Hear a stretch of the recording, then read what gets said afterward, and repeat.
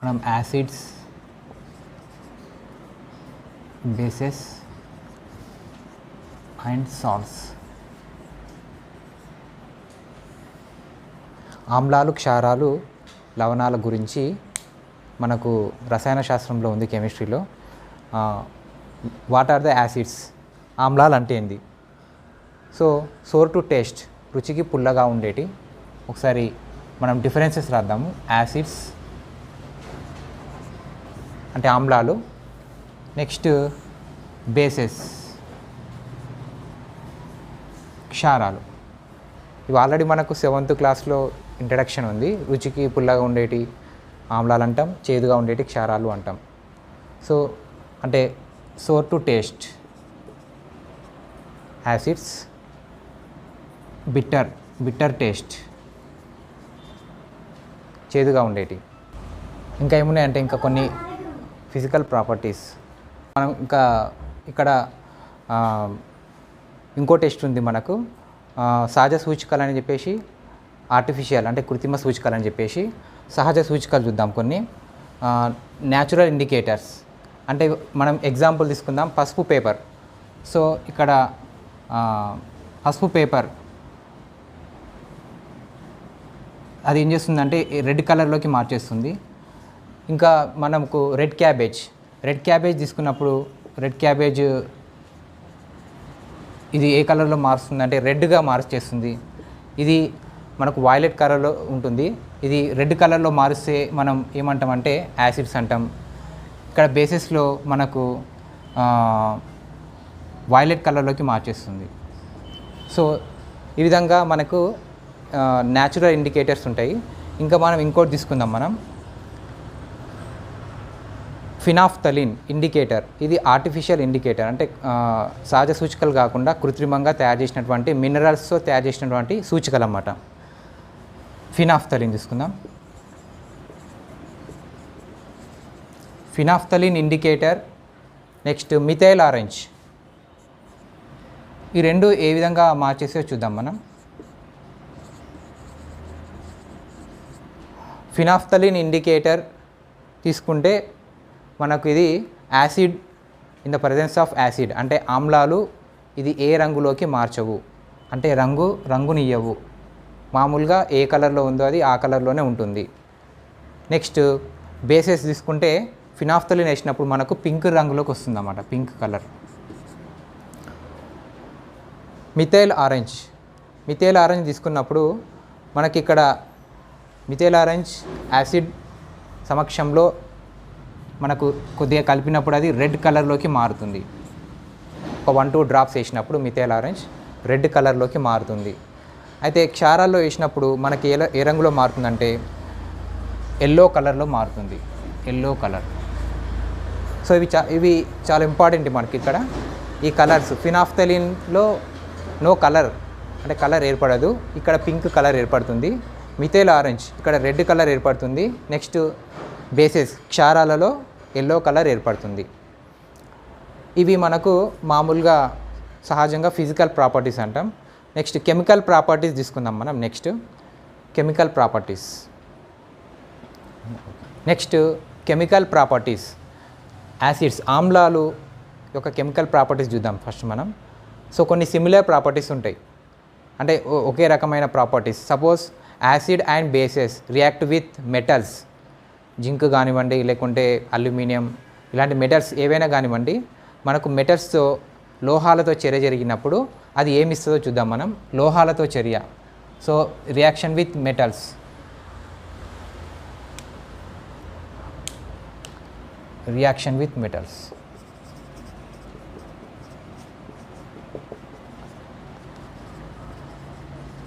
So reaction with metals, acids and bases ఇవి రెండు కూడా మనకు హైడ్రోజన్ గ్యాస్ని ఇస్తాయి అన్నమాట.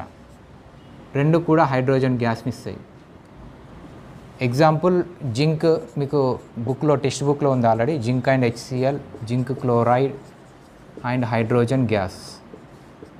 సో ఈ విధంగా మనకు బేసెస్లో కూడా అంతే same. Zinc plus sodium hydroxide ఈ విధంగా మనకు హైడ్రోజన్ గ్యాస్ వస్తుంది. నెక్స్ట్ జింక్ క్లోరేట్ ఇస్తుంది, ఈ విధంగా బేసిస్లో కూడా వస్తుంది.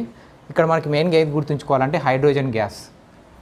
సో ఈ హైడ్రోజన్ గ్యాస్ ఇండికేషన్ ఏంటంటే మనం ఎప్పుడైతే అక్కడ బర్నింగ్ మ్యాస్టిక్ మనం అక్కడ ఉంచినప్పుడు సో ఆ గ్యాస్ ఏం చేస్తుందంటే పప్ అనే సౌండ్ తోటి అది ఆ బర్నింగ్ మ్యాస్టిక్ అనేది ఆరిపోతుంది అనమాట. సో ఇది మనకి indication of hydrogen gas. So ఇక్కడ మనకు రియాక్షన్ విత్ మెటల్స్. ఇంకా రియాక్షన్ విత్ మెటల్స్ మనకు మెటల్స్ యొక్క ప్రాపర్టీస్ అంటే మెటల్ యొక్క రియాక్టివిటీని బట్టి మనకు ఆ యొక్క రియాక్టివిటీ అనేది మారుతూ ఉంటుందన్నమాట. సో వీక్ యాసిడ్ తీసుకున్నప్పుడు కొద్దిగా తక్కువగా హైడ్రోజన్ గ్యాస్ వస్తుంది, అంటే తొందరగా రియాక్షన్ కాకపోవచ్చు. సపోజ్ ఎస్టిక్ యాసిడ్ తీసుకుందాం, వీక్ యాసిడ్ అది, కాబట్టి అది తొందరగా రియాక్ట్ కాదు. సో నెక్స్ట్ చూద్దాం మనం రియాక్షన్ విత్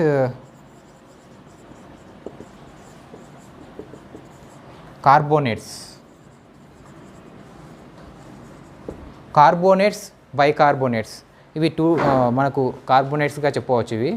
సో ఇవి కార్బోనేట్స్, బైకార్బోనేట్స్ వీక్ బేసెస్ అన్నమాట. అది బలహీన క్షారాల కిందికి వస్తాయి అవి నెక్స్ట్ మనము సాల్ట్ రకాల్లో చెప్పినప్పుడు చెప్పుకుందాము. అయితే reaction of with carbonates, example carbonates ఏంటంటే మనకు sodium carbonate, sodium bicarbonate, next magnesium carbonate, magnesium bicarbonate. ఈ విధంగా మనకు మెటల్స్ రకరకాల మెటల్స్ చేంజ్ చేసిన కొద్దీ మనకు కార్బోనేట్స్, బైకార్బోనేట్స్ వస్తాయి అన్నమాట. సో ఈ కార్బోనేట్, బైకార్బోనేట్స్ యొక్క రియాక్షన్ తీసుకుంటే ఇవి ఏ గ్యాస్ను ప్రొడ్యూస్ చేస్తాయి అనేది చాలా ఇంపార్టెంట్. ఇక్కడ కార్బన్ డైఆక్సైడ్ గ్యాస్ని ఇస్తాయి అన్నమాట ఇది. So acid plus next carbonates by sodium carbonate. So it gives sodium chloride plus carbon dioxide gas and water. ఈ విధంగా మనకు రియాక్షన్ విత్ కార్బోనేట్స్ సేమ్ ఇక్కడ కూడా అంతే సేమ్ మనకు యాసిడ్స్లోనే వస్తుంది అది.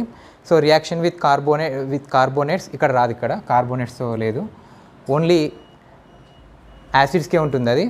So reaction with acids, carbonate, bicarbonate ఏ గ్యాస్ వస్తుంది? మనకు కార్బన్ డైఆక్సైడ్ గ్యాస్ వస్తుంది.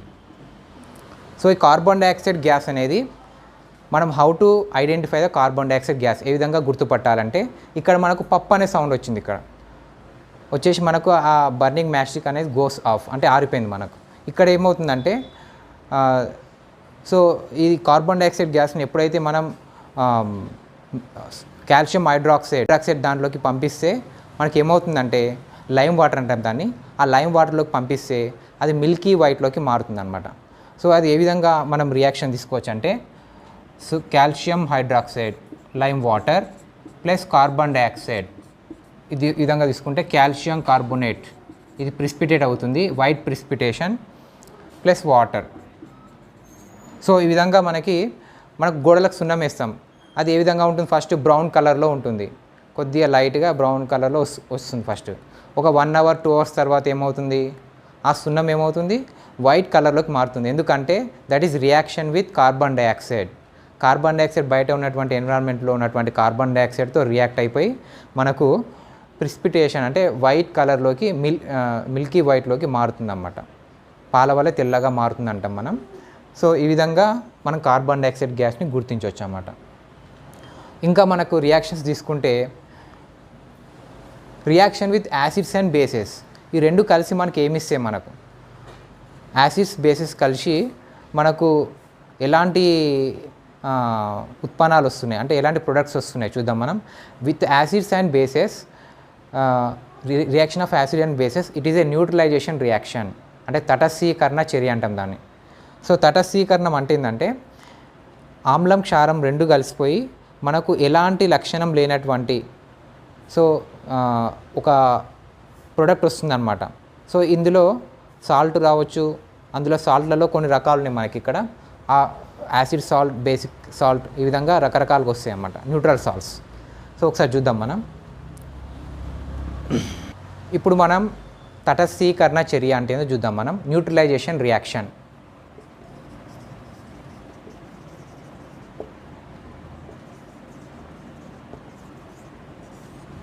తటస్థీకరణం అంటాం మనం.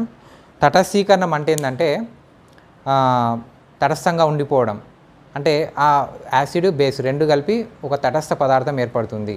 So whenever we take acid HCl, it is a acid, ఆమ్లము, క్షారం NaOH. సో ఇవి రెండు స్ట్రాంగ్ యాసిడ్, స్ట్రాంగ్ బేస్. ఇప్పుడు నెక్స్ట్ మనం చెప్పుకుందాం స్ట్రాంగ్ యాసిడ్ ఏది, స్ట్రాంగ్ బేస్ ఏది, ఎలాంటి వాటిని స్ట్రాంగ్ యాసిడ్ తీసుకుందాం, ఎలాంటి వాటిని స్ట్రాంగ్ బేస్ తీసుకుంటాం, అది చూద్దాం మనం నెక్స్ట్. సో ఈ రెండు కలిసేసి మనకి ఏమవుతుందంటే తటస్థీకరణం ఏర్పడుతుంది. అంటే ఈ సోడియం క్లోరైడ్ ఈ విధంగా తీసుకోవచ్చు మనం. సో ఏం ఏర్పడుతుంది, NaCl plus remaining OH and H2O, water. So ఇక్కడ హీట్ కూడా వస్తుంది అన్నమాట, కొద్దిగా హీట్ కూడా వస్తుంది. సో అది 13.7 కిలో క్యాలరీస్ పర్ మోల్ అంటాము. ఎందుకు వస్తుంది హీట్ అంటే ఇక్కడ యాసిడ్ బేస్ కలిపినప్పుడు మనకు ఇవి రియాక్షన్ చెందినప్పుడు మనకు సాల్ట్ వస్తుంది. ఇక్కడ ఈ సాల్ట్ వాటర్, ఇది ఇక్కడ ఇంపార్టెంట్ మనకు, సాల్ట్ అండ్ వాటర్. ఈ హీట్ అనేది మనకు ఎవాల్వ్ అవుతుంది అన్నమాట. So it is called exothermic reaction, అంటే ఉష్ణమోచక చర్య అంటాం నేను. అంటే ఇవి రెండు కలిసినప్పుడు మనకు ఉష్ణాన్ని విడుదల చేస్తాయి అన్నమాట, ఎగ్జోథర్మిక్ రియాక్షన్ అంటాం. The neutralisation reaction is a exothermic reaction. So ఇక్కడ మనకు ఎండోథర్మిక్ రియాక్షన్ కూడా ఉంటుంది. అంటే ఎండోథర్మిక్ అంటే ఏంది, మనం హీట్ ఇచ్చే reactions. Suppose calcium carbonate heat చేసినప్పుడు కార్బన్ డైఆక్సైడ్ గ్యాస్ వస్తుంది అంటాం.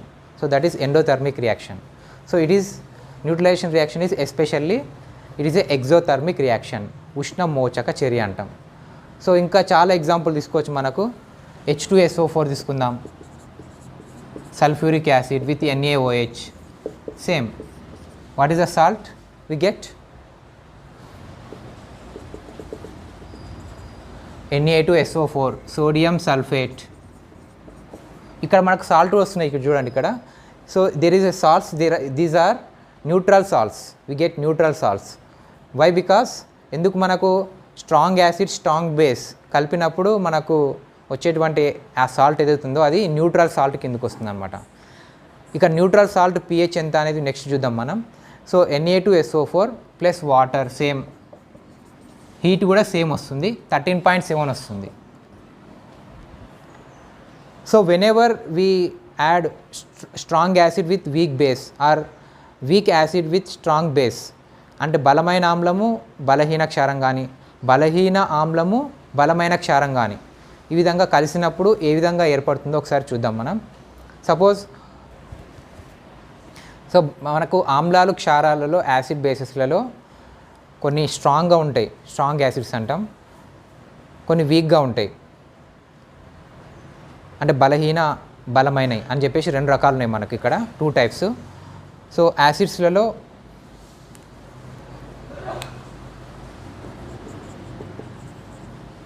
యాసిడ్స్ బేసెస్ రెండు చూద్దాం మనకు.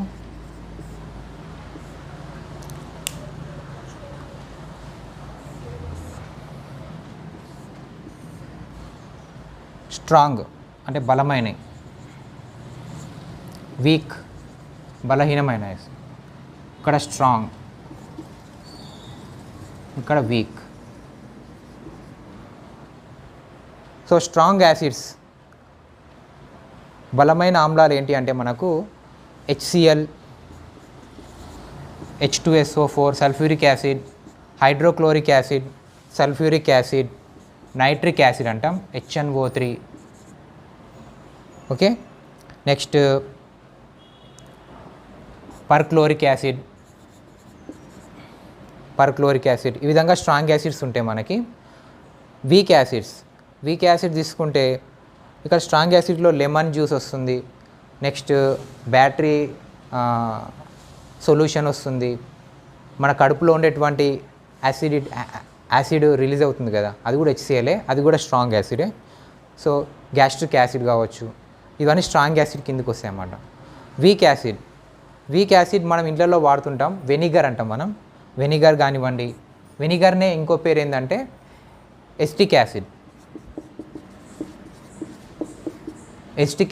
CH3COOH, ఎస్టిక్ యాసిడ్, దీన్నే వెనిగర్ అంటాం మనం. ఇది weak acid. Next H2SO3 sulphurous acid. Sulphurous ఇక్కడ సల్ఫ్యూరిక్ యాసిడ్ అన్నాం, ఇది స్ట్రాంగ్ యాసిడ్. ఇది సల్ఫ్యూరస్, ఇక్కడ ఒక ఆక్సిజన్ తక్కువగా ఉంది, so that is a weak acid, sulphurous acid. Next nitrous acid, HNO2 nitrous acid. Next ఇంకా ఈ విధంగా మనకు వీక్ యాసిడ్స్ ఉంటాయి అన్నమాట. Next strong bases. Strong bases తీసుకున్నప్పుడు sodium hydroxide, potassium hydroxide, rubidium hydroxide, caesium hydroxide. So first second గ్రూప్లో ఉన్నటువంటి మనం తీసుకున్నప్పుడు ఫస్ట్ గ్రూప్లో ఉన్నటువంటి స్ట్రాంగ్ బేసెస్ వస్తాయి అన్నమాట. ఇక్కడ వీక్ యాసిడ్ తీసుకుందాం, ammonium hydroxide. Weak acid ammonium hydroxide ఇదే weak acid, weak base, weak బలహీన క్షారము. Next magnesium hydroxide, iron hydroxide. Next aluminium hydroxide. ఈ విధంగా తీసుకున్నప్పుడు మనకు వీక్ బేసెస్ వస్తున్నాయి మనకి. Next pyridine. పిరిడిన్ కూడా మనకు వీక్ బేస్ కిందకి వస్తుంది. పిరిడిన్ కానివ్వండి, ఇంకా అమ్మోనియా కానివ్వండి, ఇవన్నీ వీక్ బేసెస్ కిందకి వస్తాయి అన్నమాట. ఇక్కడ మనకు యాసిడ్ తీసుకున్నప్పుడు చూడండి, ఇక్కడ మనకు కామన్గా H అని కనిపిస్తుంది ఇక్కడ. సో H ప్లస్ ఇచ్చే వాటిని ఏమంటామంటే యాసిడ్స్ అంటాం అన్నమాట. H plus acids. Strong acid అని ఎందుకు అన్నాము ఇక్కడ? Why we call is a strong acid? If you are diluted, it gives 100%, it gives ionized, 100% ionized అంటే 100% అయనీకరణం చెందుతుంది అనమాట. కాబట్టి ఇవి స్ట్రాంగ్ యాసిడ్ అంటాం మనం. HCl ఉంది, HClను డైల్యూట్ చేసినప్పుడు 100% మనకు ఇది H+ అయాన్లను 100% ఇస్తాయి అన్నమాట డైల్యూషన్ అయ్యి. వీక్ యాసిడ్లో తీసుకున్నప్పుడు, వెనిగర్ తీసుకున్నప్పుడు అది కంప్లీట్గా డైల్యూట్ కాదు, కంప్లీట్గా అయనీకరణం చెందదు అన్నమాట. కాబట్టి దీన్ని వీక్ యాసిడ్ అంటున్నాం మనం. 100% కంటే తక్కువ ఉన్నప్పుడు అది మనకు వీక్ యాసిడ్ అవుతుంది అన్నమాట. Next strong base. ఇక్కడ మనకు కామన్గా తీసుకుంటే ఇక్కడ OH అని వచ్చింది ఇక్కడ మనకి, OH. సో OH అనేది మనకు సపోజ్ కామన్గా ఏంది, OH మైనస్ ఇచ్చేవి క్షారాలు అన్నమాట. Which the solution which is gives OH minus ions in the solution, it is called bases. So whenever the solution gives 100% ionized in the solution, that is called strong bases. Example NaOH, it gives 100% ionized in the solution, okay, in the diluted, if they dilute. So weak base, ammonium hydroxide I am taking, it is not give 100% OH minus, 100% కంటే తక్కువనే ఇస్తుంది అన్నమాట. ఇంకోటి తీసుకుంటే మనకి ఇక్కడ acid బేసెస్లలో pH value, pH గురించి చెప్పుకున్నప్పుడు ఏమవుతుందంటే, స్ట్రాంగ్ యాసిడ్ ఎక్కడి నుంచి ఎక్కడి వరకు ఉంటుందంటే 0 to pH వాల్యూస్. నెక్స్ట్ మనం చెప్పుకుందాం pH వాల్యూస్, కానీ ఇక్కడ ఒక్కసారి రాస్తున్నా pH వాల్యూస్ మనకు యాసిడ్లలో స్ట్రాంగ్ యాసిడ్స్కి 0 to 3.5 అలా ఉంటుంది. నెక్స్ట్ వీక్ యాసిడ్స్లలో 3.5 to 7 లోపట, 7 లెస్ దెన్ 7 7 కంటే తక్కువ. 7 ఉంటే న్యూట్రల్ ఉంటుంది. బేసెస్లో తీసుకుంటే బలమైన క్షారాలు స్ట్రాంగ్ బేసెస్కి 10.5 to 14 వస్తుంది. ఆ విధంగా ఇక్కడ వీక్ తీసుకుంటే 7 above 7 greater than to 7 to 7 కంటే ఎక్కువ ఉంటుంది. 7 to నెక్స్ట్ 10.5 ఆ విధంగా తీసుకోవచ్చు మనం. ఇది మనకు pH వాల్యూస్. నెక్స్ట్ మనం చెప్పుకుందాం pH వాల్యూస్ గురించి. 0 to 3.5 ఉన్నప్పుడు స్ట్రాంగ్ అని చెప్తున్నాం మనం. సో ఎగ్జాంపుల్ తీసుకుందాం, మనకు బ్యాటరీ సొల్యూషన్ ఉంటుంది, అందులో కాన్సన్ట్రేటెడ్ HCl ఉంటుంది, అది 0 ఉంటుంది అనమాట. -1 కూడా ఉంటుంది స్ట్రాంగ్ యాసిడ్. సో -1 ఎప్పుడు ఉంటుందో, ఇంకా స్ట్రాంగ్గా ఉన్నప్పుడు. నెక్స్ట్ ఇక్కడ వెనిగర్ ఉంది, వెనిగర్ మనకి అది 5 అలా ఉంటుంది, సంథింగ్ ఉంటుంది. నెక్స్ట్ యాసిడ్ రెయిన్ కూడా 5.5 ఉంది కదా మనకు acid rain. So acid rain మనకి ఎప్పుడు వస్తుంది, the pH value is less than to 5.5 కంటే తక్కువగా వచ్చినప్పుడు మనకు యాసిడ్ రెయిన్ వస్తుందన్నమాట. సో అది వీక్ యాసిడ్ అన్నమాట. నెక్స్ట్ బేసెస్లో తీసుకున్నప్పుడు 10.5 నుంచి 14 వరకు ఇది స్ట్రాంగ్ బేసెస్, బలమైన క్షారాలు అంటాం. సో 7 కంటే ఎక్కువగా ఉండి 10.5 వరకు తీసుకున్నప్పుడు వీక్. ఎగ్జాంపుల్ మన బ్లడ్ తీసుకుందాం, రక్తం 7.3 సంథింగ్ ఉంటుంది. సో 7.3 అంటే ఏంది, అది వీక్ బేస్. ఈ విధంగా మనం తీసుకోవచ్చు. మనం ఇంకా ఇక్కడ వీక్ బేసెస్, వీక్ యాసిడ్లో తీసుకున్నప్పుడు మిల్క్ తీసుకున్నప్పుడు అందులో లాక్టిక్ యాసిడ్ ఉంటుందన్నమాట. అది 6.5 సంథింగ్ అలా ఉంటుంది. సో కాబట్టి ఇక్కడ ఏమవుతుంది, అది వీక్ యాసిడ్ కిందకి వస్తుంది. మిల్క్ కూడా తీసుకోవచ్చు మనం, మిల్క్, వెనిగర్, మిల్క్ ఇవన్నీ వీక్ యాసిడ్స్ అన్నమాట.